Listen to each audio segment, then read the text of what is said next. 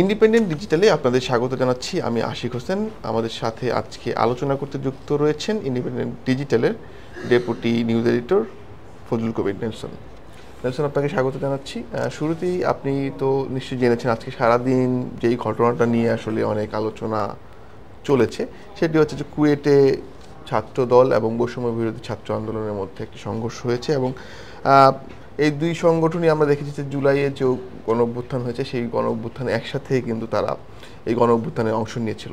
তাহলে এখন তাদের মধ্যে এই বিরোধটা বাড়ছে কেন, বা এই বিরোধটা, এই সংঘর্ষটা, এই ঘটনাগুলো মতবিরোধ যাই থাকুক না কেন সেটা সংঘর্ষে কেন রূপ নিচ্ছে? এটা আসলে হচ্ছে, আমি আজকের প্রসঙ্গে যদি যাই, সেটা হচ্ছে যে কুয়েটে বিকেল বা দুপুর 3টা থেকে মোটামুটি 2-2.5 ঘন্টা বা এর চেয়েও বেশি সময় ধরে এই সংঘর্ষটা হয়েছে।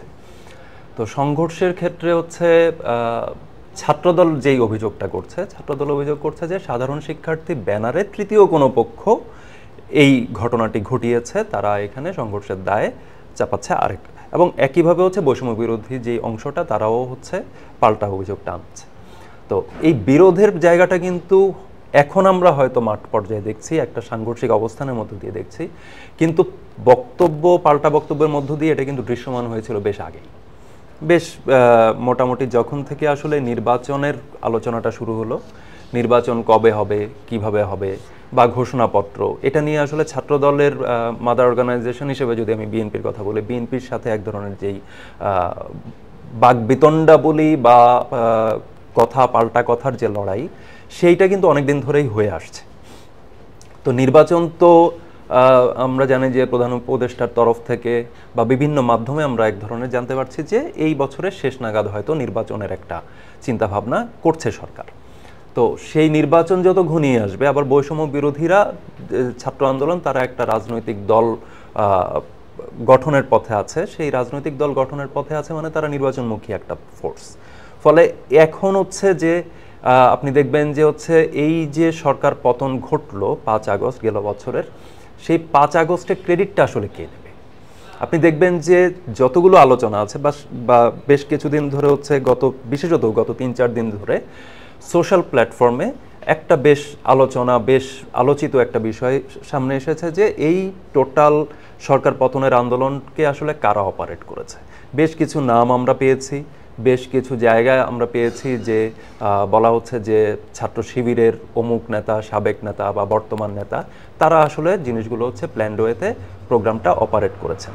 এরকম আবার একইভাবে হচ্ছে বৈষম্য বিরোধীর ছাত্র আন্দোলনের পক্ষ থেকেও এক ধরনের ক্রেডিট গেইনের একটা চেষ্টা হয়েছে, নানাভাবে কথা বলা হয়েছে। ছাত্রদল অনেক আগে থেকেই আমাদের এখানেই হচ্ছে সাক্ষাৎকার দিয়ে গেছেন ছাত্রদলের সভাপতি রাকিব, উনি বা হচ্ছে ছাত্রদলের বেশ কয়েকজনই এসেছেন, বৈষম্য বিরোধী ছাত্র আন্দোলনের সাথে যুক্ত, তারাও এসেছেন, সাক্ষাৎকার দিয়েছেন। সেখানে কিন্তু আমরা দেখেছি যে খুবই গুরুত্বপূর্ণভাবে একটি আলোচনা বারবার এসেছে যে এক পক্ষ বলছে যে ক্রেডিট ছিনতাই করা হচ্ছে, আরেক পক্ষ বলছে ক্রেডিট আসলে সবার মিলে ছিল, এইখানে কোনো একটি পক্ষ জোরদার অবস্থানে ছিল না। তো ছাত্রদল বা হচ্ছে বিএনপির তরফ থেকে যে বক্তব্যটা আসছে যে তারা মাঠে পুরোদমে ছিল, পুরোদমে থাকার পরও তাদের কথা সেভাবে কেউ হয়তো বলছে না, বা এই ক্রেডিটটা তাদেরকে দেওয়া হচ্ছে না, ক্রেডিটটা এক ধরনের এই অভিযোগটা কিন্তু তারা তুলছেন, বেশ কিছুদিন ধরেই তুলছেন। এই ধরনের অভিযোগের ক্ষেত্রে এখন এইটা কেন গুরুত্বপূর্ণ? এইটা গুরুত্বপূর্ণ হচ্ছে যেই সরকার পতনের পর একটা নতুন সরকার গঠনের জন্য যে নির্বাচনী রোডম্যাপ যদি ঘোষণা হয়, তখন তো আসলে এক্সিস্টিং যতগুলো হচ্ছে রাজনৈতিক দল তারা আসলে এই নির্বাচনের রাস্তাটাতে হাঁটবে। সো ক্রেডিট যার কাছে বেশি আসবে সে দেখা যাবে একটু মাইলেজ বেশি পেতে পারে। তো এই অভিযোগ পাল্টা অভিযোগ বা হচ্ছে ক্রেডিট দেওয়া নেওয়া, এই জায়গা থেকে এক ধরনের সাংঘর্ষিক অবস্থান হতে পারে। এর আগে আমরা দেখেছি কিন্তু চিটাগাং কলেজে এক ধরনের ঘটেছে, বা চিটাগাং ইউনিভার্সিটিতে কিছুদিন আগে কয়েকজন শিক্ষার্থীকে হচ্ছে বহিষ্কার করা হয়েছে, সেখানেও কিন্তু এই ধরনের একটা পাল্টা অবস্থান আমরা দেখেছি। সেক্ষেত্রে একটা বিষয় কি যেটা আমার কাছে মনে হচ্ছে আর কি, যে আমরা বরাবরই দেখে এসেছি যে বিএনপি এবং আওয়ামী লীগ পরস্পরের প্রতিদ্বন্দ্বী হিসেবেই রাজনীতির মাঠে ছিলেন। তো সেক্ষেত্রে এখন তো আওয়ামী লীগ নেই এবং আওয়ামী লীগ আদৌ নির্বাচনে অংশগ্রহণ করতে পারবে কিনা সেটা নিয়েও আসলে নানান বিচারিক প্রক্রিয়া আছে, অনেক কিছু আছে। তো সেক্ষেত্রে বৈষম্য বিরোধী ছাত্র আন্দোলন রয়েছে তারা কি নতুন রাজনৈতিক দল করতে যাচ্ছেন, এবং আপনি জানেন যে গতকালকে এই সংগঠনটি থেকে বের হয়ে একটা অংশ কিন্তু একটি ছাত্র সংগঠন তৈরি করার ঘোষণাও দিয়েছেন। তো সাবেক সমন্বয়কদের যেটা হচ্ছে বাকের এবং এরা যারা অনেকে ছিলেন। তো সেক্ষেত্রে এখন কি বৈষম্য বিরোধী এই ছাত্র আন্দোলনের যে রাজনৈতিক দলটি হবে তাদের সাথে কি বিএনপির মূল প্রতিদ্বন্দ্বিতা হবে, এবং এই কারণেই কি এই বিরোধ বা এই এত কিছু ঘটছে? এইটা এক ধরনের তাদের পূর্বানুমান বলতে পারেন, যে মাঠ গোছানোর জায়গায়, অর্থাৎ আপনি দেখবেন যে হচ্ছে আজকে কুয়েটে যেটা হলো সেটাকে আমরা তুলনা করতে পারি হচ্ছে ক্যাম্পাস দখলের রাজনীতির সাথে, যেটা আমরা বহু দিন ধরে বহু বছর ধরে আমরা দেখে আসছি যে ক্যাম্পাস একটা পাওয়ার ইকুয়েশনে থাকা একটা পার্টি বা পাওয়ারে যাবে বা গিয়েছে, এই পার্টিগুলো হচ্ছে ক্যাম্পাসকে নিয়ন্ত্রণের জন্য তাদের ছাত্র সংগঠন বা তাদের ভ্রাতৃপ্রতিম বলি বা হচ্ছে সহযোগী সংগঠন বলি, যেটাই বলি না কেন, সেই সংগঠন দিয়ে একটা চেষ্টা চালায়। এক্ষেত্রে ইন্টারেস্টিং জায়গাটা হচ্ছে বৈষম্য বিরোধী ছাত্র আন্দোলন তারা বলছে যে তারা রাজনৈতিক দল নয়, কিন্তু তাদের আজকে যেই বক্তব্য বলি বা যেই জায়গায় হচ্ছে ছাত্র দলের পক্ষ থেকে যে ধরনের অভিযোগ হচ্ছে তোলা হলো, ছাত্র দলের কেন্দ্রীয় দপ্তর সম্পাদক একটি বক্তব্য দিয়েছেন, ঢাকা বিশ্ববিদ্যালয়ের সভাপতি এক বক্তব্য দিয়েছেন, দুটি বক্তব্যতে কিন্তু এটা পরিষ্কার যে তারা বলছেন যে তৃতীয় পক্ষ একজনকে সামনে রেখে এই ঘটনাগুলো ঘটানো হচ্ছে, যেটা অতীতে আওয়ামী লীগ সরাসরি বলছেন যে আওয়ামী লীগ বা ছাত্র লীগ হচ্ছে যেই ধরনের রাজনীতি করতো, যে সাধারণ শিক্ষার্থীদের সামনে ঠেলে দিয়ে তারা তাদের রাজনৈতিক কাজটি করে নিত। এটা কিন্তু খুবই গুরুতর অভিযোগ, বিশেষত বৈষম্য বিরোধী ছাত্র আন্দোলন এখন পর্যন্ত যেহেতু রাজনৈতিক প্ল্যাটফর্ম হিসেবে আত্মপ্রকাশ করেনি, সেহেতু রাজনৈতিক বিচারে এই অভিযোগটা কিন্তু খুবই গুরুতর। তো এই যে ক্ল্যাশের যে রাজনীতিটা, ক্ল্যাশের রাজনীতি হচ্ছে, তার মানে আমরা আজকে যেটা প্রত্যক্ষ করলাম, এবং কুয়েটের ওই ঘটনার পর কিন্তু ঢাকা বিশ্ববিদ্যালয়ে এক ধরনের মুখোমুখি বিক্ষোভ, পাল্টা বিক্ষোভের সিচুয়েশন আমরা দেখলাম সেখানে, এবং বিক্ষোভটা হয়েছে খুব কাছাকাছি জায়গায়, যেমন বৈষম্য বিরোধী ছাত্র আন্দোলনের নেতারা ছিলেন রাজু ভাস্কর্যের এখানে, অন্যদিকে ছাত্রদলের নেতাকর্মীরা ছিলেন রোকেয়া হলের যাত্রী ছাউনির কাছে, খুব কাছাকাছি ডিস্টেন্স, যদিও এটা নিয়ে অনেক ধরনের একটা শঙ্কাও ছিল যে এখানে সবার মধ্যে বইমেলা চলছে আপনি জানেন, এবং এইবারের বইমেলা নিয়ে তো নানান ধরনের উত্তেজনাকর ঘটনা ঘটেছে, সেটা অন্য আলোচনার বিষয়। কিন্তু এই সব কিছু প্রেক্ষাপটে যখন হচ্ছে কুয়েটের আজকের সংঘাতের পর দুটি পক্ষ যখন এত কাছাকাছি একটা জায়গায় যখন বিক্ষোভ মিছিল এবং সমাবেশ করে, তখন স্বাভাবিকভাবে সবার ভিতরে একটা শঙ্কা তৈরি হবে, এটা খুবই স্বাভাবিক। তো সেই শঙ্কাটা হয়েছে, আমাদের সৌভাগ্য বলি বা হচ্ছে আমরা ধন্যবাদও জানাতে পারি যে সেখানে সংঘর্ষটি হয়নি। সংঘর্ষটি হলে নিশ্চয়ই এটা ভালো কিছু হতো না।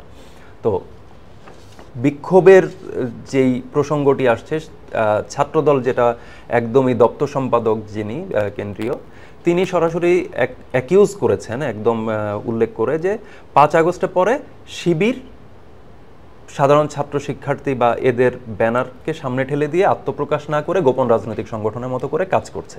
এবং এর আগে আবার ছাত্রদলের কেন্দ্রীয় সভাপতি বলি বা হচ্ছে তাদের পদধারী বিভিন্ন নেতার বক্তব্য থেকেও আমরা পেয়েছি যে তারা এই অভিযোগটা তুলছেন। সেক্ষেত্রে ঢাকা বিশ্ববিদ্যালয়ের সভাপতি ছাত্রদলের তিনি যেটা বললেন যে এই আন্দোলনের পিছনে তৃতীয় পক্ষের একটা ইন্ধনের কথা তিনি বলেছেন, এই তৃতীয় পক্ষ বলতে কি তিনি ছাত্র শিবিরকে বোঝাচ্ছেন? সেটা দপ্তর সম্পাদক তো সেই বক্তব্য যেহেতু দিয়ে দিচ্ছেন, ওনাদের যে লিখিত বিবৃতি যেটা আমরা পেয়েছি সেই বিবৃতিতে কিন্তু তারা কিন্তু এই বক্তব্যটা দিয়ে দিয়েছেন।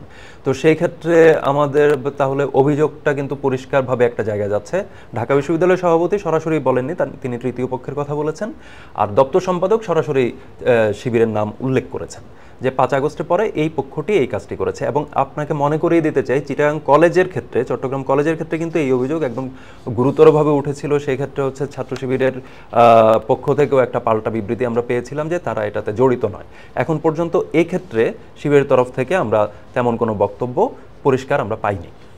একটা বিষয় যে ছাত্র দলের পক্ষ থেকে বরাবরই বলা হচ্ছে যে যে ক্যাম্পাসগুলো রয়েছে, বিশ্ববিদ্যালয়ের ক্যাম্পাসগুলো রয়েছে, সেখানে ছাত্র শিবির তাদের কর্মকাণ্ড পরিচালনা করছে, বৈষম্য বিরোধী ছাত্র আন্দোলন তাদের কর্মকাণ্ড পরিচালনা করছে, কিন্তু তারা আবার অর্থাৎ মানে শিবির এবং এখানে আসলে বেশিরভাগ ক্ষেত্রে বৈষম্য বিরোধী ছাত্র আন্দোলনের কথা বলা হয়, তারা বলছে যে ক্যাম্পাসগুলোতে তারা কোনো রকমের রাজনীতি চান না।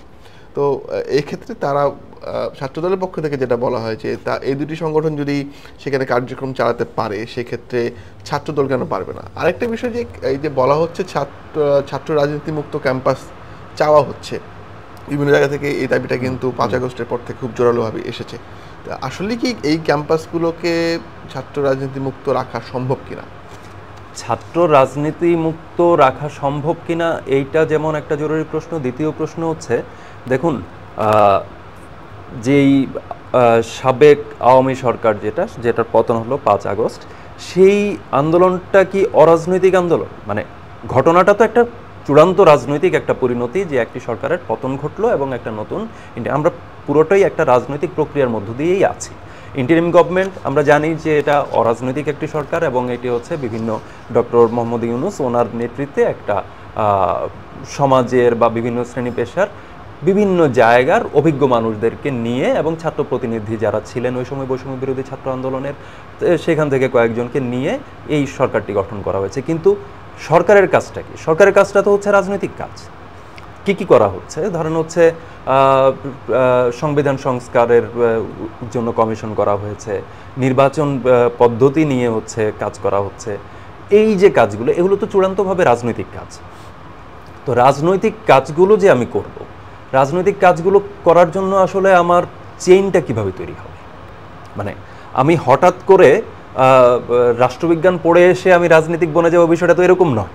তো একটা চর্চার মধ্য দিয়ে তাকে আসতে হয়। সংগঠন অপারেট করা থেকে শুরু করে সংগঠনের নানা ধরনের আমি যত হচ্ছে প্রতিবন্ধকতা পার হব, তত আমি অভিজ্ঞ হয়ে উঠবো। এটাই একজন রাজনীতিক গড়ে ওঠে হচ্ছে এইভাবে। এখন বিশ্ববিদ্যালয় পর্যায়ে আসলে ছাত্র রাজনীতি নিষিদ্ধের একটা খুব জনপ্রিয় দাবি আছে যে যেহেতু মাথা আমার ব্যথা, তাহলে মাথাটা কেটে ফেলা যায়। কিন্তু মাথাটা কেটে ফেললে যে আসলে ব্রেনলেস হয়ে যায়, সেটাও কিন্তু একটা অন্যরকম বাস্তবতা। যে আমি মাথাটা কেটে ফেললাম, আমি সুস্থ হয়ে গেলাম, কিন্তু আমি তো মরেই গেলাম আসলে। তো আমার মাথা ব্যথার জন্য আমি চিকিৎসা করতে যাব নাকি আসলে মাথাটা কেটে ফেলবো? আলোচনাটা আসলে এই জায়গায় হওয়া উচিত যে ছাত্র রাজনীতি আমি আসলে যে নিষিদ্ধ করবো, এই জনপ্রিয় দাবির পথে আমি হাঁটবো কিনা। এই জনপ্রিয় দাবির দিকে হাঁটলে আমার আসলে উত্তর প্রজন্মের কারা আসলে আমার রাজনীতির হালটা ধরবে? আমি যদি বলি যে রাজনৈতিক ময়দানে রাজনৈতিক নেতৃত্বকে পরিশোধন করতে হবে, তাহলে পরিশোধনটা কে করবে? আমার ভালো পানি না ঢুকলে তো ময়লা পানি পার হয় না। আমার একটা মজা পুকুরে, ওই আবদ্ধ পুকুরের পানিটাকে পরিষ্কার করতে হলে আমার ভালো পানি প্রবেশ করাতে হবে। সেটা যতক্ষণ পর্যন্ত প্রবেশ না করবে, ওই মজা পুকুরই থেকে যাবে। আমি যত কিছুই করি না কেন, আমি অনেক ধরনের মেডিসিন বাইরে থেকে এনে দিতে পারি, কিন্তু সেটা আসলে অ্যাক্ট করবে না যতক্ষণ পর্যন্ত ভালো পানিটা না আসছে। ঠিক একই কথা এখানে, যে আমার উত্তর প্রজন্ম থেকে যদি ভালো নেতৃত্ব প্রবেশ না করে, তাহলে হচ্ছে আমি রাজনীতিকে ভালো করতে চাই, আমি সংবিধান সংস্কার করতে চাই, বা আমি নির্বাচন পদ্ধতি সংস্কার করতে চাই, বা আমি রাজনৈতিক দলগুলোর ভিতরে গণতান্ত্রিক চর্চা চাই। তো গণতান্ত্রিক চর্চাটা আসলে কে করবে? গণতান্ত্রিক চর্চার জন্য যে জানা বোঝা যে সাংগঠনিক প্রক্রিয়া, সেই সাংগঠনিক প্রক্রিয়ার মধ্য দিয়ে না গিয়ে একজন হুট করে সেই প্রক্রিয়ার ভিতরে কিভাবে প্রবেশ করবে এবং সেটাকে সে কিভাবে অপারেট করবে, এই প্রশ্নটাকে আমাদের ডিল করা। মানে জনপ্রিয় অনেক কিছু হতে পারে। আবার ধরেন ছাত্র রাজনীতি নিয়েও তো মানুষের মধ্যে বা শিক্ষার্থীদের মধ্যে খুব যে ভালো ধারণা আছে তা না। এবং আপনিও বিশ্ববিদ্যালয়ে পড়ে এসছেন, আমিও পড়েছি। আমরা যখন হলে থাকতাম তখনও কিন্তু আমরা দেখেছি যে এই কালচারটা খুব একটা সুখকর নয়। হ্যাঁ, তো সেই কালচারটাকে আসলে নবায়ন করতে হলে আমাকে কি করতে হবে? সেটার দায় আসলে এই ছাত্র সংগঠনগুলো নিতে হবে। যে বৈষম্য বিরোধী ছাত্র আন্দোলন বলি বা জাতীয় নাগরিক কমিটি বলি, বা যে নতুন স্বরগুলো আমরা শুনতে পাচ্ছি, যে নতুন কণ্ঠগুলো আমরা শুনতে পাচ্ছি, সেই কণ্ঠগুলোকে আসলে এনশিওর করতে হবে যে তার রাজনৈতিক প্রক্রিয়াটা কি হবে। সে যদি হচ্ছে এই সংঘাতের পথে না গিয়ে যদি হচ্ছে সে আলোচনার মধ্য দিয়ে হচ্ছে মীমাংসার পথে হাঁটে, তাহলে হচ্ছে তার অনুজরা হচ্ছে শিখবে যে এই প্রক্রিয়াতে সমাধান সম্ভব। সে যদি হচ্ছে ফোর্স প্রয়োগ, বল প্রয়োগের জায়গা থেকে সরে এসে সে তার নীতিগত অবস্থান প্রচার করে, বা হচ্ছে আমার টোটাল কর্মসূচি কেন্দ্রিক নানা ধরনের কর্মসূচি, এই কর্মসূচি কেন্দ্রিক রাজনীতির মধ্য দিয়ে যদি সে আগায়, তাহলে তার অনুজরা ওইভাবে শিখবে। ছাত্রদলের ক্ষেত্রেও একই কথা প্রযোজ্য, যে তারা একটা সময়, আজকে হাসনাত আব্দুল্লাহ একটা কথা বলেছেন যে আপনারা মজলুম ছিলেন, জালিম হবেন না। কথাটা খুবই প্রাসঙ্গিক এই কারণে যে প্রসঙ্গ ধরে যে গেল পিরিয়ডের যে 15 বছর বা 10 বছর যেটাই বলি না কেন, সেই পিরিয়ডে হচ্ছে ছাত্রদল সাফার করেছে, নানাভাবে হচ্ছে সরকারি নানা ধরনের বল প্রয়োগের শিকার তারা হয়েছে। তো তারা ওই ক্ষেত্রে মজলুম ছিল, তো তাদের প্রতি আহ্বান হচ্ছে জালিম হবেন না। তো একই বক্তব্য কিন্তু সমগ্র ছাত্র সমাজের প্রতি, যে আসলে যে আমি যেই প্ল্যাটফর্মে দাঁড়িয়ে বলছি তার ক্ষেত্রেও প্রযোজ্য, যে আমি মজলুম ছিলাম, আমি যদি এটা দাবি করি তাহলে আমার পক্ষে জালিম হওয়াটা ঠিক হবে না। তো এই বোধটা যদি থাকে তাহলে তো এই সংঘাতের রাস্তায় আমি হাঁটতাম না, বা এই সংঘাত আমার হয়তো হতোই না। কিন্তু বাস্তবতা হচ্ছে সংঘাতটা হচ্ছে, এবং সেই সংঘাতটা কেন হচ্ছে আমি একদম শুরুতেই বলেছি, যেহেতু নির্বাচনের একটা দিশা দেখা যাচ্ছে যে অমুক সময় নির্বাচন হতে পারে, বা নির্বাচন হওয়া মানে কি আমার একটা পাওয়ার ইকুয়েশন তৈরি হচ্ছে, সেই পাওয়ার ইকুয়েশনে আমার পাওয়ারকে অ্যাজিউম করবে, পাওয়ারে আসলে যাবে কে, সেই যাওয়ার রাস্তাটাতে আসলে ওই নিষ্কণ্টক করা, যত কাঁটা আছে সেই কাঁটাটা তুলে ফেলার জন্য আসলে এই সংঘাতটা সামনে চলে এসেছে।